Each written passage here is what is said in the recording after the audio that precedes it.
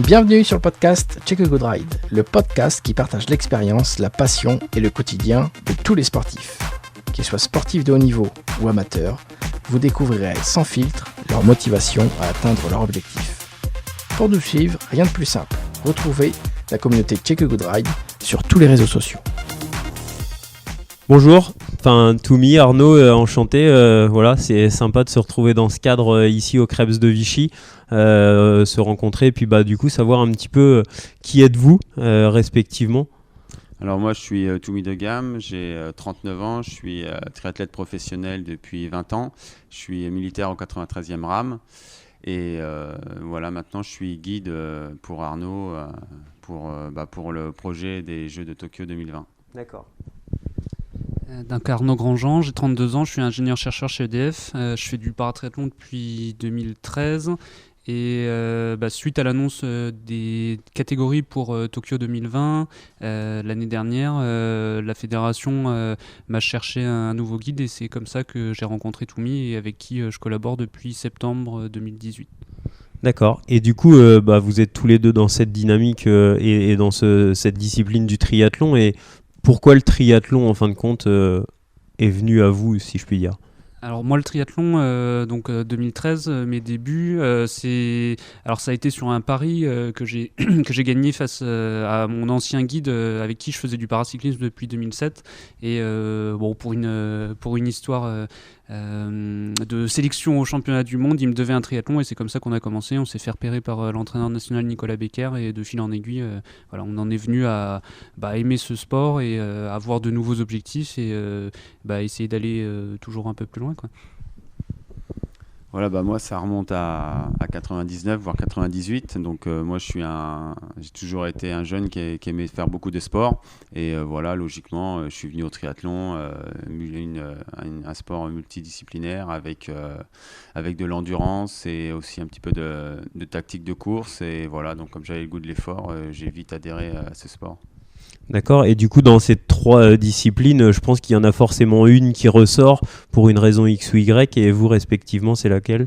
En fait, moi ça a évolué. En fait, j'étais plus coureur à pied, ensuite j'ai été très fort à vélo, maintenant je suis plus orienté vers la natation et le vélo par rapport à mon projet de carrière. Donc j'ai commencé sur le court distance pour ensuite passer sur le long et maintenant revenir sur du sprint avec Arnaud, où là il faut que je retravaille ma natation et mon vélo parce que c'est là où je peux être le plus efficace et aider Arnaud.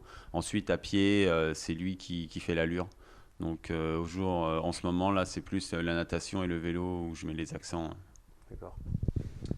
Et moi, je viens du vélo, de la course à pied, donc c'est plutôt là-dedans où j'ai plus de facilité et voilà, et c'est justement en natation où tout bon cycliste qui se respecte coule naturellement, et donc c'est là où il faut que je m'améliore pour faire plus que surnager, quoi.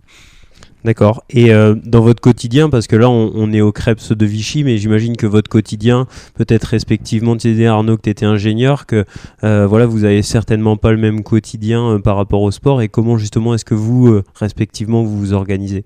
Alors moi j'ai la chance d'avoir depuis début 2018, un aménagement horaire grâce à mon employeur.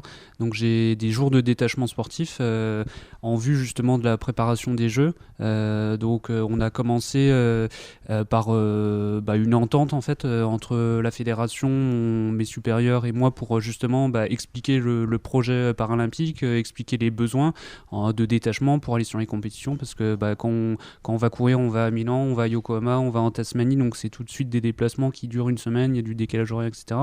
Il y a des stages comme en ce moment, une semaine, et c'est plusieurs fois dans l'année, donc j'ai là pour cette année, j'ai de l'ordre de 50 jours dédiés au sport.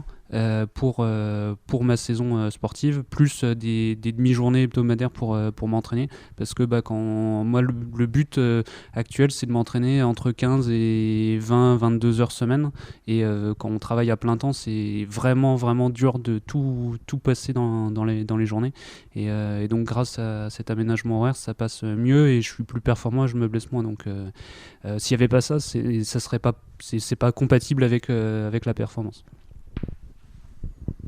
Moi, je suis détaché à temps plein par l'armée, par mon régiment depuis 2003. Donc voilà, moi j'ai toutes mes journées pour m'entraîner.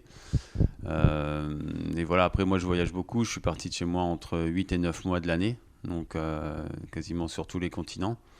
Donc je vais chercher régulièrement le soleil. Bon là, à Vichy, si ça va, c'est que la première journée de pluie, mais sinon, sinon je vais chercher vraiment des conditions intéressantes pour justement passer l'hiver au chaud et pouvoir être performant dès le début de saison. Parce que là, on avait quand même une course, la première Coupe du Monde qu'on a gagnée en Tasmanie le 3 mars.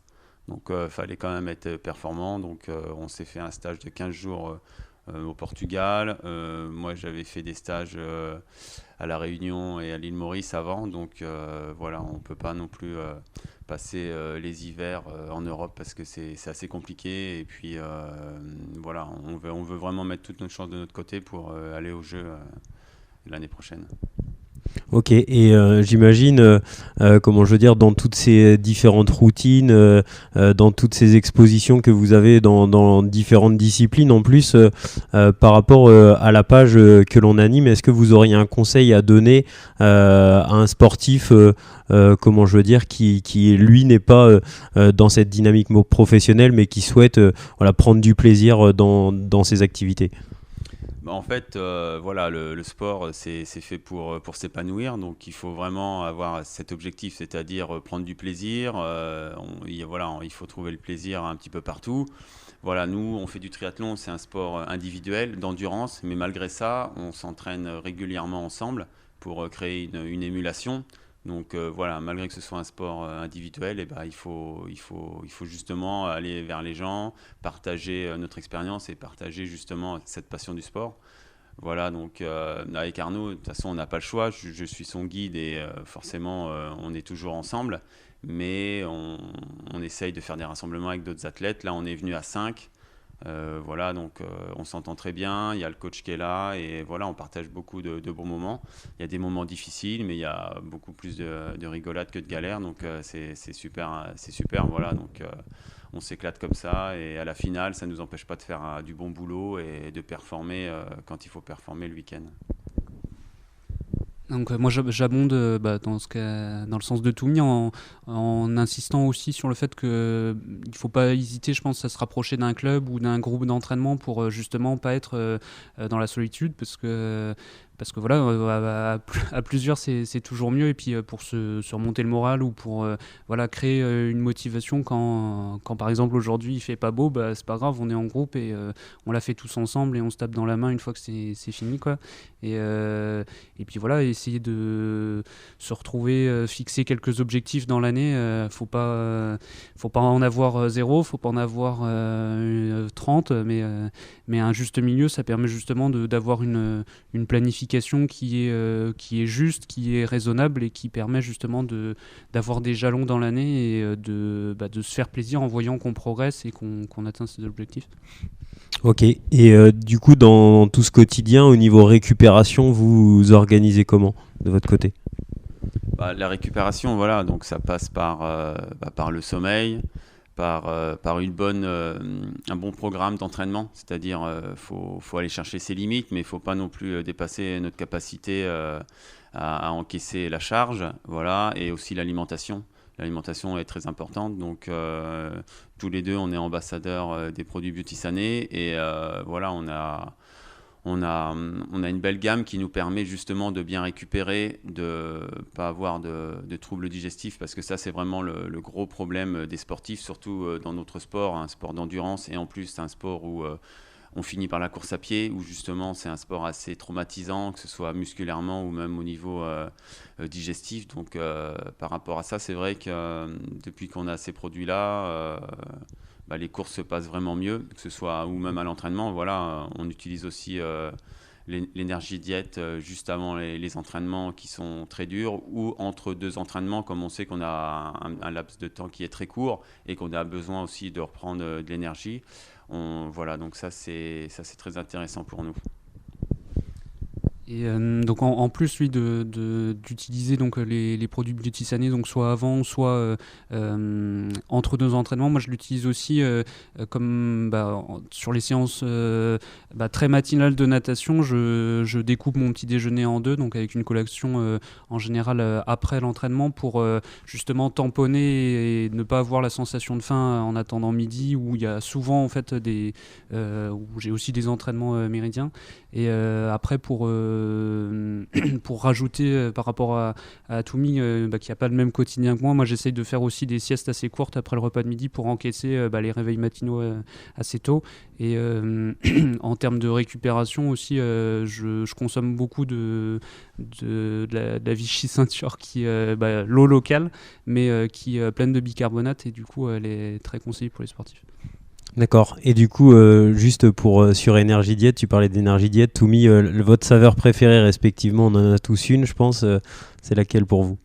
Alors moi, j'ai une bonne affection pour cappuccino. Moi, c'est plutôt café, voilà. Donc, on a quand même des goûts assez similaires à ce niveau-là. Ok, ça marche. Bah voilà, nous, notre philosophie par rapport à tout ce que j'entends, la philosophie de Shake a Good Ride en tout cas, c'est ce shake dont vous parliez notamment avec Energy Diet et le Good Ride pour la bonne balade, pour pouvoir justement prendre des bonnes sensations, que ce soit par la récupération ou alors justement avant, pour pouvoir prendre du plaisir et pouvoir le partager globalement, et de recueillir aussi des expériences comme les vôtres pour les retransmettre à travers une communauté, parce que ça ressort énormément dans vos discours. Vous dites voilà, le fait de partager, d'échanger avec les autres. Nous, cette page avec les réseaux sociaux se développe de plus en plus. C'est un lieu en fin de compte où les gens peuvent déposer leurs témoignages, leur expérience pour aider les autres dans leur pratique du sport, et ça, peu importe, si je puis dire, le niveau. Et ça, c'est vraiment notre philosophie. Donc vous avez un projet, dont vous parliez juste avant. Est-ce que vous pouvez nous en dire un petit peu plus sur ce projet et c'est sur cette dimension du partage que vous avez ensemble? Oui, on a le projet justement de Tokyo 2020, les Jeux paralympiques. Donc on a une course. Une course dans la course, c'est-à-dire on doit faire une course pour être bien ranké, c'est-à-dire avoir un classement mondial élevé pour pouvoir rentrer sur les courses qui vont justement marquer des points pour les Jeux de Tokyo. Et cette deuxième phase va arriver au mois de juin au Canada, à Montréal. Et donc en ce moment on a fait la Tasmanie où on a gagné, on a ramené pas mal de points, et notre prochain objectif, ce sera Yokohama le 18 mai, où là il faudra aussi qu'on fasse une grosse performance pour évoluer dans le ranking et pouvoir rentrer sur les courses qualificatives pour les Jeux de Tokyo. Et en complément, du coup, pour se qualifier à Tokyo en paratriathlon, il faut être donc dans les 9 premiers de sa catégorie au 30 juin 2020. Et donc du coup, donc on marque des points, comme a dit Toumi, sur la période fin juin 2019 jusqu'à fin juin 2020. Et la fédération ensuite, au travers du comité paralympique et sportif français, décide, avalise, on va dire, les personnes qui sont dans le top 9 mondial pour une sélection éventuelle aux Jeux. Et donc le critère de la Fédération française de triathlon et du ministère des Sports, c'est être médaillable. Donc clairement, il faut être tout proche des meilleurs. Et là, on est, on va dire, autour de la 6e place mondiale, on va dire, en termes de niveau. Mais donc il va falloir se rapprocher des médaillables pour aller aux Jeux. Ok, du coup, est-ce que dans cette dynamique dans laquelle vous êtes de toujours se dépasser, est-ce que respectivement vous avez une citation un petit peu, vous, qui vous pousse à l'effort, quelque chose que vous répétez, qui vous aide? Moi je dirais, alors c'est pas vraiment une citation, mais c'est plutôt un leitmotiv, c'est quand j'arrive sur une épreuve, c'est ne rien avoir à regretter et se dire que j'ai fait le maximum de mes possibilités propres, toutes choses égales par ailleurs, l'arbitrage, le niveau des autres, etc. Ça, je le maîtrise pas, mais ma préparation, mon alimentation, etc. Ça, je peux avoir, j'ai toutes les cartes en main pour gérer ça. Et à la fin, à l'arrivée, si je me fais battre, c'est parce que c'est des gens meilleurs que moi et j'ai rien à regretter. Ouais, c'est un petit peu comme Arnaud. Voilà, on fait le travail en amont, on travaille dur. Quand on a fait le boulot et qu'on a donné le maximum à l'entraînement, on arrive sur les courses serein. Et la place qu'on a, c'est la place qu'on mérite. Donc voilà, tant qu'on donne le meilleur, j'ai pas de regrets. La course est la course. Donc voilà, c'est la même philosophie. On fait le maximum. Ensuite, voilà, le résultat, je sais pas dire que peu importe, mais si on a tout donné, on est satisfait de ce qu'on a fait, le contrat est rempli. Ok, et du coup, pour développer cette philosophie-là, est-ce que vous lisez, est-ce que vous avez un livre un petit peu référence que vous lisez plusieurs fois ou alors pas du tout ? Non, pas spécialement, non. Et c'est discuter justement. On parlait de partage. Nous, voilà, on voyage à travers le monde, on rencontre plein d'athlètes, de différentes nationalités, tout ça. Et donc le fait d'échanger et tout, voilà, fait que ça nous conforte dans notre philosophie de se faire plaisir et de vivre le moment présent. Parce que c'est ça, le sport. On sait que le sport, c'est pas toute notre vie, c'est une partie de notre vie. Donc on en profite au maximum et on savoure ça. Justement, on a la chance de faire du sport, de voyager, de rencontrer beaucoup de personnes. Donc voilà, c'est vraiment quelque chose qui est... je veux dire, en tout cas, moi j'en ai conscience et je trouve qu'on est privilégié par rapport à ça. Je suis un peu dans le même cas que Toumi, j'ai pas forcément un livre ou un film culte, c'est voilà, je pioche à gauche, à droite, on écoute des émissions, on discute, voilà, et comme dit Toumi, comme on passe pas mal de temps ensemble, ça pourrait pas marcher, ça pourrait pas coller humainement si on passe son temps à parler triathlon. Et il y a la vie, c'est un équilibre et il faut voilà, ne pas être monomaniaque dans une activité, parce que sinon quand dans cette activité il n'y a pas le succès, la réussite escomptée, tout s'écroule. Et justement il faut que sa balance de vie soit bien équilibrée pour avancer durablement. Ok, une dernière question pour vous et pour les personnes qui nous écoutent. C'est quoi pour vous la définition du good ride, de la bonne balade ? La bonne balade, je pense que c'est avoir les bons éléments dans ses bagages pour être sur le bon trajet, être en harmonie avec ce qu'on veut faire, et voilà, avoir par rapport au sport, c'est pour moi, et par rapport aux objectifs, c'est ne rien avoir à regretter et être en accord avec ses envies, quoi, tout simplement.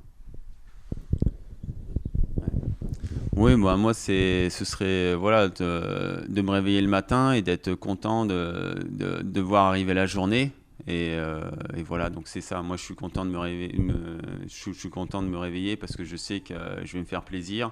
Et que ce soit dans le sport ou que ce soit pour justement performer dans notre discipline, parce qu'il y a le sport, mais il y a aussi, justement, comme on en parlait, de l'alimentation ou même voilà, d'une préparation psychologique et tout. Donc c'est ça, voilà, être content de se réveiller le matin. Pour pouvoir aller faire la balade. Voilà, on va faire la balade à vélo, en natation aussi, parce qu'on fait pas mal d'eau libre.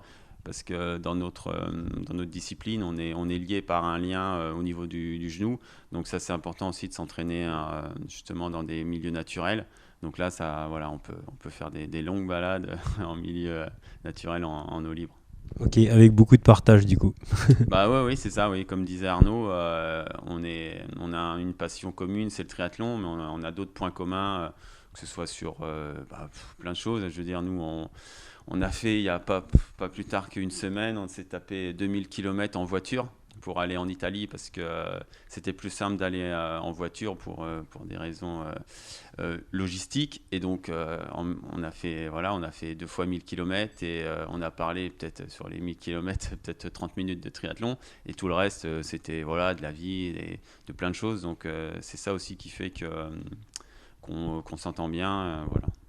Ok, écoutez, moi j'en ai terminé, il y a une belle harmonie entre vous deux, c'était vraiment un plaisir de vous écouter, puis on n'a qu'à vous souhaiter le meilleur, chez Que Good Ride, dans tous les cas, vous souhaite le meilleur pour ces jeux, et on vous suivra de près par rapport à ça.